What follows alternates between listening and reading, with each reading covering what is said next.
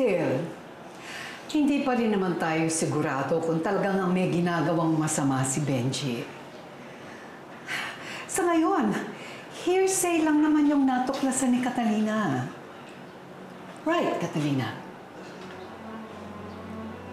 Pero madali lang naman natin malalaman kung inosente si Benji eh. Kung wala siyang tinatago, ipapakita niya sa atin yung bank account niya. Bukas na bukas din, kakausapin ko si Benji. Mukhang sa pagkakataong to, mapapabagsak na natin si Benji. This time, wala na siyang ligtas.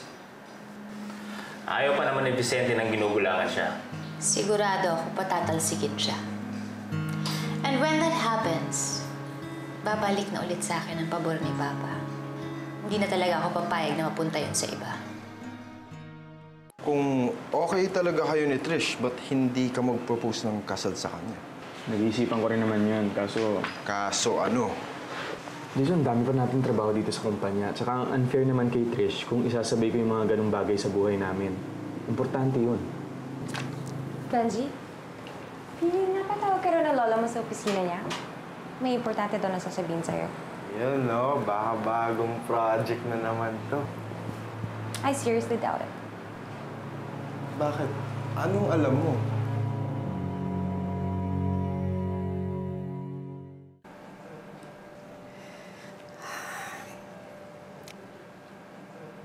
Yes, Polo. Totoo yan. Nag-meeting kami. Tapos sinuhulan niya po ako ng pera pero hindi ko tinanggap. Hindi mo tinanggap. Are you sure? Lo, malinis po ang konsensya ko.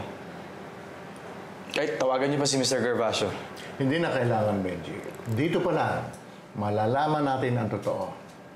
Show me your bank account. Benji, may tiwala kami sa'yo. Gusto lang ng lolo mo na makasiguro. Hindi lang yon. Corruption in any form has never been tolerated in this company. Now, show me your bank account, and that is an order.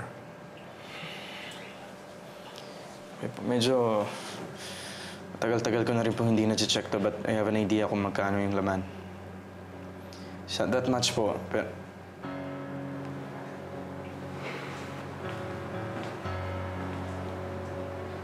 Bakit, Benji?